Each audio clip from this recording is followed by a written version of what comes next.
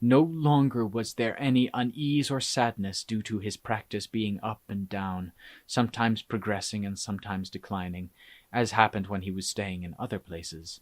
From day to day his heart steadily progressed, both in samadhi and in wisdom, and he became engrossed in striving day and night without ever becoming satiated. A special affinity for elephants. Once, Ajaan Khao was wandering Totanga in the Chiang Mai mountains with Ajaan Mun and Ajaan Maha Tongsak. As they reached a narrow gap in the path leading up the mountain, they chanced upon a large, solitary elephant whose owner had released it and then wandered off someplace. All they could see there was a gigantic elephant with huge 6-foot tusks searching for food. Quite a fearsome sight. They conferred among themselves about how to proceed. This was the only path up the mountain, and it allowed no room for going around the elephant. Ajaan Mun told Ajaan Khao to speak with the elephant, which was eating bamboo leaves at the side of the path. Standing about 20 yards away with its back to them, it had yet to notice their approach. Ajaan Khao addressed the elephant. "Big brother elephant, we wish to speak with you." At first the elephant did not clearly hear his voice, but it did stop chewing the bamboo leaves. "Big brother elephant, we wish to speak with you." Clearly hearing this, the elephant suddenly swung around to face the monks. It stood stock still, its ears fully extended. "Big brother elephant, we wish to speak with you. You are so very big and strong. We are just a group of monks, so weak and so very frightened of you, big brother. We would like to walk past where you are standing. Would big brother please move over a bit so that we have room to pass by? If you keep standing there, it really frightens us, so we don't dare walk past." As soon as he finished speaking, the elephant immediately turned to the side and thrust its tusks into the middle of a clump of bamboo, signaling its intention to let them pass unharmed. Seeing it facing the clump of bamboo, Ajaan Mun told the others that they could continue on, as it would not bother them now. The two monks invited Ajaan Mun to walk between them, with Ajaan Khao walking in front and Ajaan Maha Tongsak following behind. They walked past in single file, only 6 feet from the elephant's rear end, without incident. But as they were walking away, by chance, the hook on Ajaan Maha Tongsak's umbrella got tangled in some bamboo just a few yards past the elephant. It defied all attempts to extract it, so he was forced to struggle with it for quite some time. Terrified of the elephant, which was now looking right at him, he was soon drenched in sweat. Fighting desperately to disentangle the hook, he glanced up at the eyes of the elephant, which stood there like a huge stuffed animal. He could see that its eyes were bright and clear. In truth, its countenance inspired affection rather than fear, but at that moment his fear remained strong. When he finally did get free, his fear subsided, and he realized that this elephant was a very endearing animal. Seeing that they were all safely past, Ajaan Khao turned to the elephant. "Hey, big brother, we've all passed by now. Please relax and eat in peace." As soon as he finished speaking, the sound of crunching, breaking bamboo filled the air. Later, the monks praised this intelligent elephant, agreeing that it was an animal that inspired affection and sympathy. The only faculty it lacked was the ability to speak. Ajaan Maha Tongsak was truly amazed how Ajaan Khao was able to speak with the elephant as though it were just another human being. "Big brother, your little brothers are frightened and dare not pass. Please make way so that we can go by without fearing big brother." As soon as it received that bit of flattery, it was so pleased that it immediately prepared to make way for them. On another occasion, Venerable Ajaan Khao was spending the Vassa period together with another bhikkhu. Late one night, when it was very quiet, he was sitting in meditation in a small hut. That night, a large elephant, whose owner had let it loose to wander in the forest to find its own food, walked slowly towards the back of his hut. Ajaan Khao did not know where it had come from. Right behind his hut was a large boulder blocking the way, so the elephant could not get any closer to him. When it got to the boulder, it stretched its trunk out into the hut until it touched his clod and the mosquito net above his head while he was sitting in meditation. The sound of its breathing was loud as it sniffed him, and he felt the coolness of it on his head, while his clod and mosquito net swung back and forth. Meanwhile, Ajaan Khao sat repeating the Parikamma Buddho, putting everything he had into it. Not having anything else to rely upon, he entrusted his heart and life to the genuine Buddha. The large elephant continued to stand there quietly for about 2 hours, as if it was waiting to catch him when he moved, ready to tear him to pieces. Once in a while he heard its breath sniffing him from outside the mosquito net. When it finally moved, it drew back, walked to the western end of the hut, and reached into a basket of sour tamarinds, which lay people had brought Ajaan Khao to clean the lid of his bowl, then started to eat them, making a loud, crunching noise as if they were delicious. Ajaan Khao thought, "Those tamarinds for cleaning my bowl lid are going to be cleaned out. Soon there will be none left for sure. If the owner of this big belly finishes them off and cannot find any more, it is sure to come into my hut and find me and tear me to bits. So I'd better go out and speak to it and tell it some things that it should know. This animal knows the language of people quite well, since it has lived with people for a long time. When I speak to it, it will be more likely to listen to me than to be stubborn and difficult. If it becomes stubborn and belligerent, it will probably kill me. But even if I don't go out and talk to it, once it has eaten all the tamarinds, it's bound to come this way and find me. If it is going to kill me, there will be no way to escape, since it's late at night and too dark for me to see where I am going." Having come to this decision, he left his small hut and stood in front, hiding behind a tree. He started to speak to the elephant, saying, "Big brother, your small brother would like to say a few words to you. Please listen to what I have to say to you now."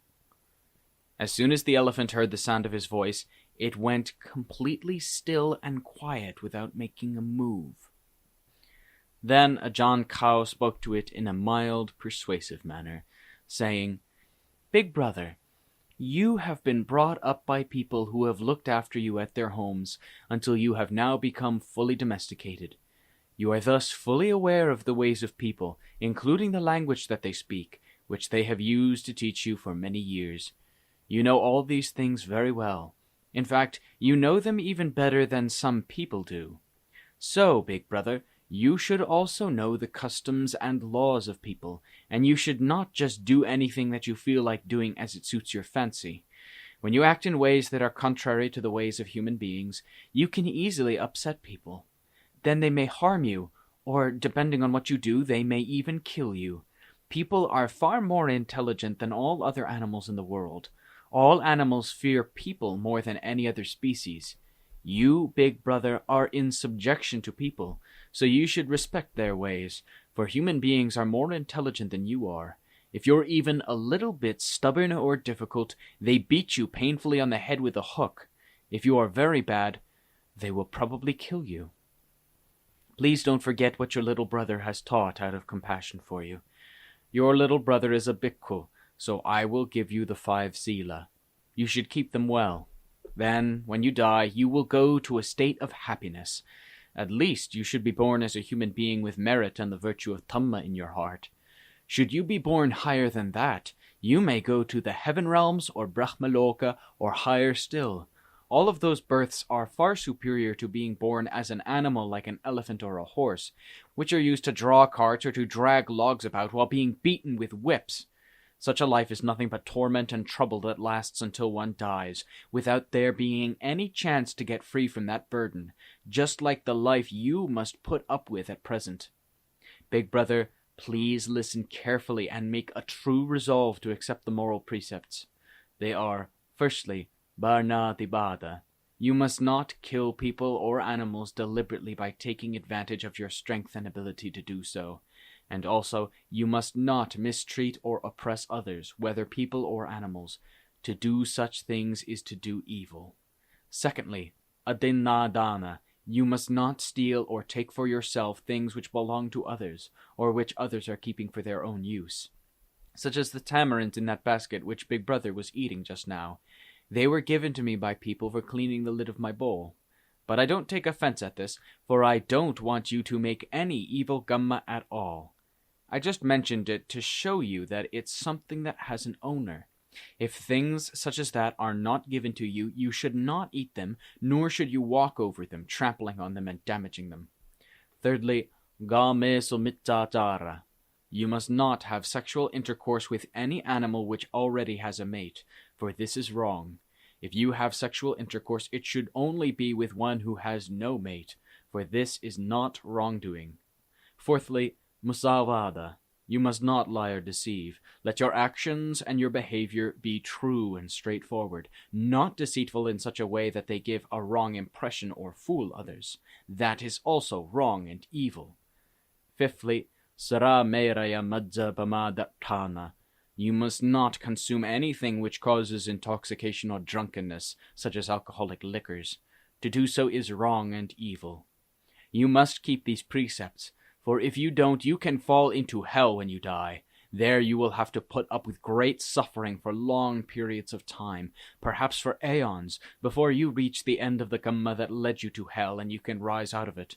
But even after getting free from hell, there will still be some remainder of your evil Dhamma, which will lead you to life after life as a ghost, a demon, or an animal. In those births you will still suffer the results of the evil Dhamma you made. Only then will you be able to take birth as a human being, a birth very difficult to attain because of the bad Dhamma which oppresses you and holds you down. So, Big Brother, you must remember well what I have said and practice what I have taught you.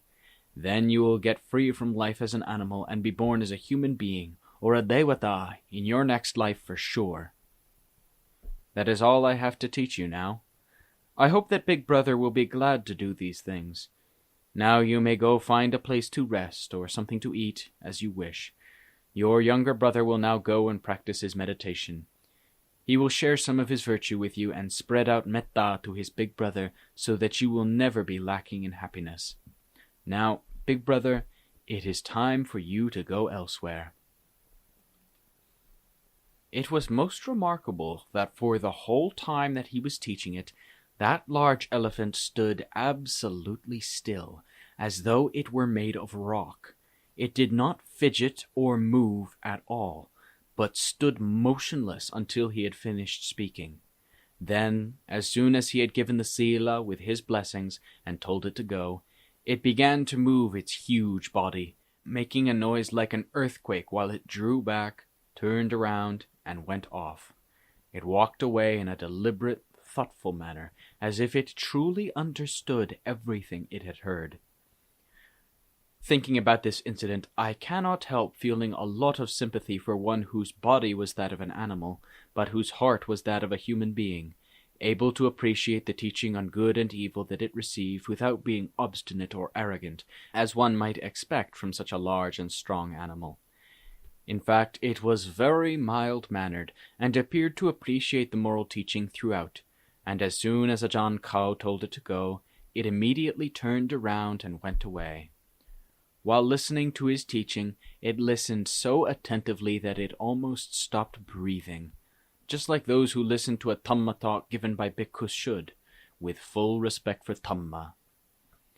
Ajaan Khao was amazing as well. He was so skilled in his speech and his choice of words that even human beings would have been enraptured and carried away by his talk, much less an animal like an elephant. He used the most sweet and honeyed language with such skill that it would be rare to find anyone else who could do this, and equally rare to listen to it. So the elephant listened with rapt attention, not fidgeting or even moving its ears until he had finished giving his Dhamma talk. When he told it to go away, it obeyed and went to find something to eat in the manner of an unusually noble animal. The whole incident makes one reflect even more deeply how, if something is experienced that brings satisfaction, whether to a human or animal, that tends to make their hearing clear and lucid, and their sight bright, as though night becomes day. The heart is absorbed with piti, satisfaction and joyful gladness, while listening to the enchanting words of the teaching, which are always desirable and of which one can never have enough, because they are things that are greatly valued by the heart. Venerable Ajaan Khao continued to flatter the big elephant for quite a long time, until it became fascinated and mesmerized by the sweet, gentle words which resonated deep inside. For example, "Big brother, you are very strong, whereas I am small and my strength cannot compare with yours, so I feel afraid of you." Such flattery being one of the most powerful ways of enchantment, he talked like this until the great elephant went into a trance while standing there, oblivious to everything else. It would even have been glad to disgorge the sour tamarinds that it had swallowed, to put them back in the basket for its charming little brother, without keeping even the taste of them. For this act was a disgrace to the dignity of an intelligent and noble elephant, a walking store of virtue. Once its belly was full of Ajaan Khao's teachings, it went off to find food, and never again came to bother him throughout the rest of the Vassa period. It's quite remarkable that the heart of an animal can have so much understanding. After the Vassa, Ajaan Khao left that place, wandering wherever he felt it was good to go for the purpose of practicing the way of Dhamma ever higher and higher. Venerable Ajaan Khao was an earnest Kammatthana bhikkhu who possessed a resolute and courageous character. Whatever he did truly. When he was staying in the hills, he got the lay supporters to make up 3 paths for walking Jankama. The first one he used for paying homage, Pūjā, to the Lord Buddha, the second to the Dhamma, and the third to the Sāvaka Sangha of the Lord. He walked Jankama on these 3 paths at different times of the day according to a fixed schedule which he kept to quite strictly.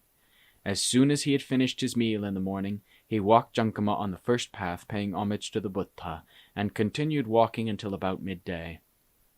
At 2 o'clock in the afternoon, he started walking on the path dedicated to the Dhamma, and continued walking until 4 p.m., when it was time to sweep the grounds and bathe. When he had finished doing all his duties, he started to walk Jankama on the path reserved for paying homage to the Sangha. He continued walking until 10 or 11 p.m., after which he rested, sitting in meditation for a while before lying down to sleep. As soon as he woke up, he would begin his samadhi meditation practice again. This lasted until dawn, when he walked Jankama until it was time for him to go in Pindapada.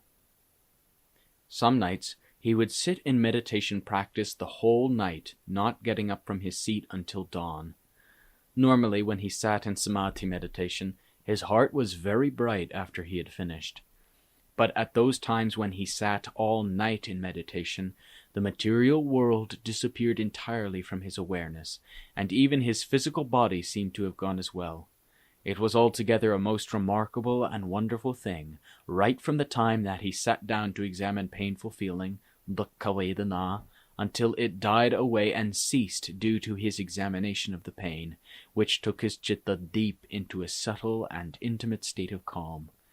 At that point, the only thing apparent to him was knowing, just this alone. This brought him a calm and happiness so subtle and gentle that it was quite indescribable. There were no supporting conditions, aramana, however subtle, present in the citta. This means that the elements of existence, lokatatu, disappeared simultaneously with the disappearance of the supporting conditions. This state remained until the citta withdrew from it, after which the supporting conditions that are the usual companions of the citta gradually returned, bit by bit. Afterwards, he would continue working at his practice in the normal way. When the citta has integrated and gone down into a state of calm, it may remain in that state for several hours, but there is no feeling of it being a long time, such as it might normally appear to be. This must surely be the state of eka citta, eka dhamma, one citta, one dhamma, just within the heart alone, without there being anything else to form a duality. Only when withdrawing from that state is it possible to know that the citta integrated into a state of calm and remained there for so long, for so many hours. On those nights when his meditation practice went smoothly and attained calm easily, even if he sat the whole night through, it seemed like he had only been sitting for 2 or 3 hours. There were simply no hindrances to oppress him. Venerable Ajaan Khao tended to encounter dangerous situations in connection with elephants more than any other animals.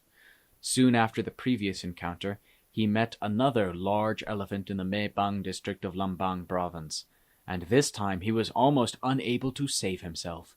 This one was a true wild forest elephant, and not one that had lived with and been looked after by people like the previous one. It was at night, and Ajaan Khao was walking Jangama when he heard the sound of an elephant crashing through the jungle, breaking branches and making a lot of noise. It was rushing towards him, getting closer every minute, and there was no time for him to run away from it. Then he remembered how forest elephants are usually afraid of fire, so he quickly left the Jangama path and went to get all his remaining candles from the place where he was staying. He then stuck them into the ground all along the sides of his Jangama path, and lit them as fast as he could. To any person who saw it, this would be a beautiful, peaceful sight, but it is hard to say how an elephant will react to it. By the time he had finished setting up the candles, the elephant was almost upon him, giving him no possible way of escape. All he could do was to set up a true resolve, Satya Atirthana, that the supernatural power of the Lord Buddha, the Dhamma, and the Sangha might come to help and protect him, a servant of the Lord Buddha, against this huge elephant. By that time the elephant had arrived. Stopping about 2 meters away from him at one side of his Jangama path, it stood there without moving, its ears spread out. It was clearly visible in the candlelight, its huge body appearing as large as a hill. Meanwhile, Ajaan Khao started walking Jangama, pacing back and forth, as if he was not concerned about the elephant at all, although in fact he was so afraid of it that he could hardly breathe. When he first saw it charging towards him, so strong and aggressive, he focused his attention solely on Buddha and held on to it tenaciously as the guarantor of his safety.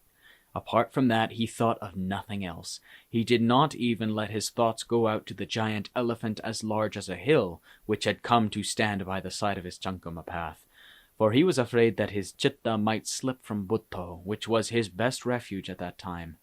Buddha and the chitta then became one and the same thing, until the heart lost all fear, and there remained just knowing and the repetition of Buddha, which were blended into one.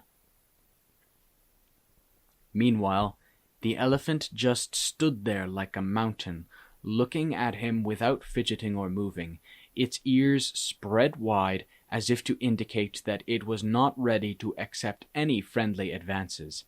This accorded with the manner in which it charged towards Ajaan Khao when it first approached him, coming straight for him without hesitating. It acted as though it intended to crush him to death. But when it reached him, it just stood there like a lifeless dummy. As soon as the chitta and Buddha went inward and came together, becoming one and the same thing, Ajaan Khao lost all fear. In fact, he felt positively bold and daring, confident that he could have walked right up to the elephant without the least feeling of fear. Having thought about it, he realized that to walk right up to such a wild jungle animal would be an act of carelessness based on conceit, which he shouldn't do. So he kept on fearlessly walking Jangama in competition with the standing elephant, as though nothing could happen that would be any danger to him.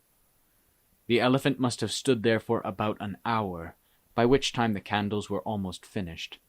Some had already gone out, and the rest would not last much longer, when the elephant backed away, turned round, and walked off by the way it had come. It then went looking for food in the forest around that area, where it could be heard breaking branches and treading on dead wood, making a lot of noise. This was the first time that Venerable Ajaan Khao saw for himself the extraordinary power of the chitta and Buddha. He was faced with a critical situation without any way to escape or hide, so there was no alternative but to face up to it using these methods. If he died, it would be only because there was no way to avoid it. This experience made him fully confident that no matter what happened, if the chitta and Buddha became intimately blended together in a natural way, nothing could possibly do any harm to him. He said that he became absolutely convinced of this, and has remained so ever since.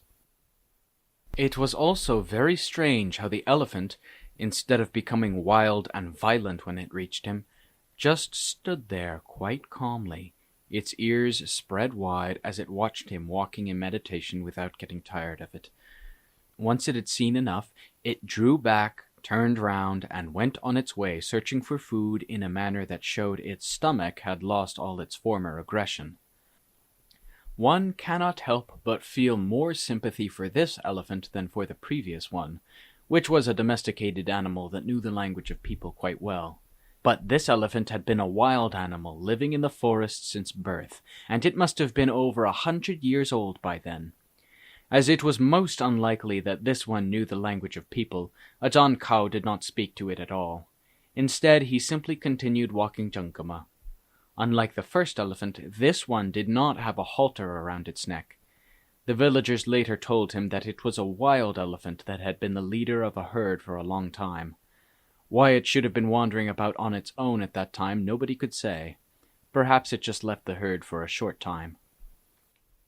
Even after the elephant had gone, Ajaan Khao continued walking Jankama with an amazing feeling in his heart as he realized the value of that elephant, which had come to help his chitta to see the wonderful nature of Dhamma in connection with fear and fearlessness. It enabled him to understand it with absolute clarity, leaving no room for any doubt at all. For that reason, it would not be wrong to look on this elephant as being something created by the devas for his benefit. Normally, forest elephants are not used to people, nor do they act peacefully towards them. Only when they are truly overpowered and cannot attack do they quickly flee and try to escape to save themselves. But this one came walking straight towards me of its own free will. With its eyes wide open, it came right up close, well within the light of the candles that I had set in place. But it did not squash me or tear me to pieces, nor was it startled and frightened by the fire of the candles, for it did not run away into the forest to save itself from the fire.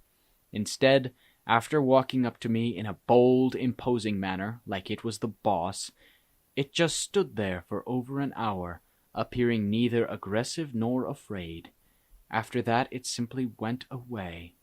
This is what made me think about that animal with amazement, so much so that I have not forgotten it to this day.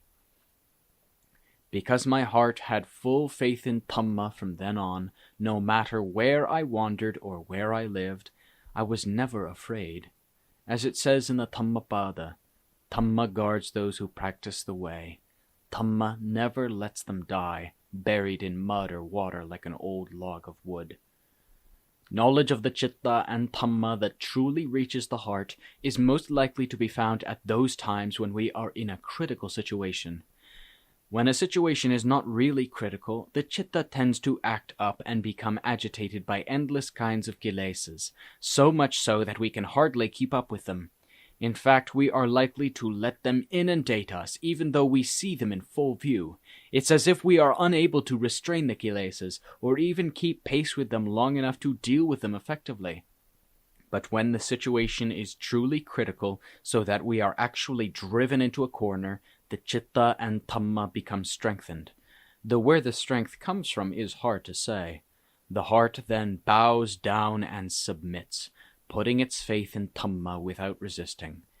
Then when we decide to focus it on any aspect of Dhamma, it stays right there without balking. This is probably due to the fear of dying, which might well happen if the chitta were uncooperative. So the chitta becomes compliant and easy to teach, thus losing its stubbornness at such times.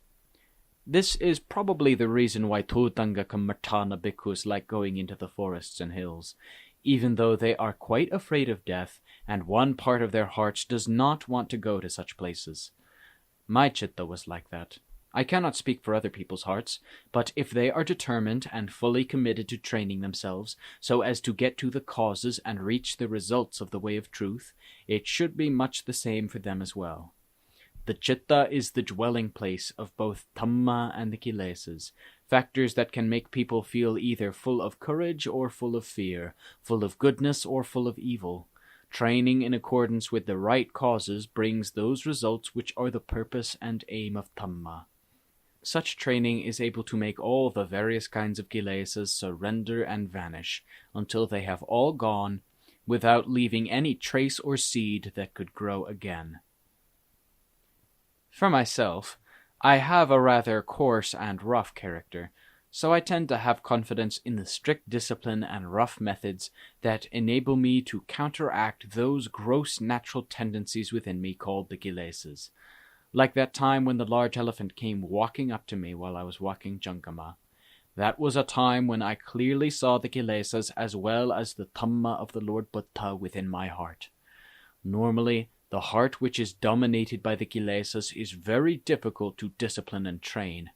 Sometimes those who set out to destroy their kilesas end up dying before they succeed in doing so. That is because of the mean tenacity of the asavas which have been feeding on our hearts for many ages.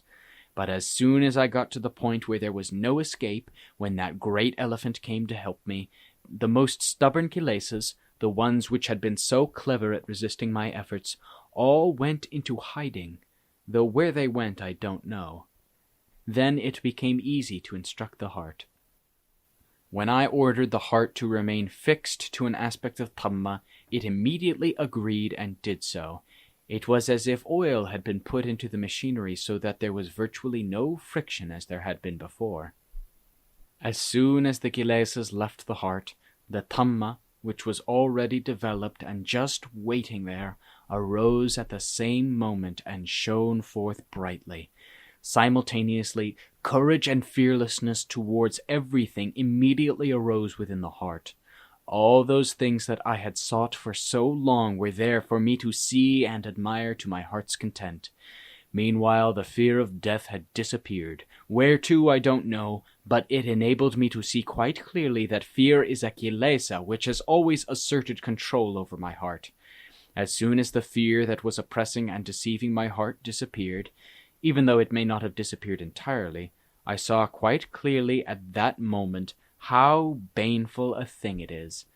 After that, whenever fear arose, as it did at times, I knew that what I experienced then was enough to remind me that this fear is not my friend, but an enemy who has come in the guise of a friend.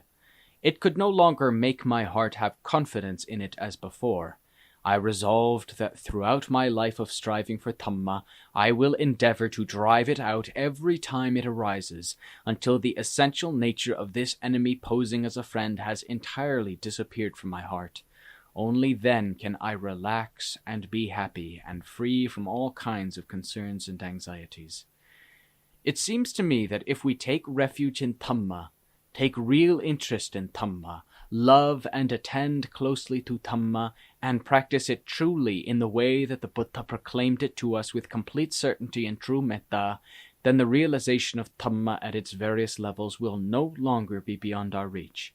Certainly we will be able to experience Dhamma naturally, in the same way that they realized it at the time of the Lord Buddha. The reason why the present age and its people are so different from those at the time of the Lord Buddha, insofar as the ways of the path and its fruition are concerned, is that we ourselves act in ways that oppose our own development by merely wanting results without being interested in causes. That is, whether we are practicing rightly or wrongly. In truth, we should be adjusting and altering our actions of body, speech, and mind to make them conform to Dhamma, which is the way of action leading to the path, fruition, and Nibbana. If we constantly examine and test ourselves against the standard of Dhamma for the purpose of attaining whatever we have set our hearts on, we will at least succeed in attaining that purpose to our satisfaction, so long as our mindfulness and wisdom are strong enough. Whether in the time of the Lord Buddha or in our present age, the kilesas must be corrected and got rid of by means of Dhamma. It's comparable to diseases that have been prevalent in all ages. They can all be cured by using the right remedy. I have had faith in this for a long time, and the longer I go on practicing, the deeper it becomes buried in my heart, until nothing can remove it.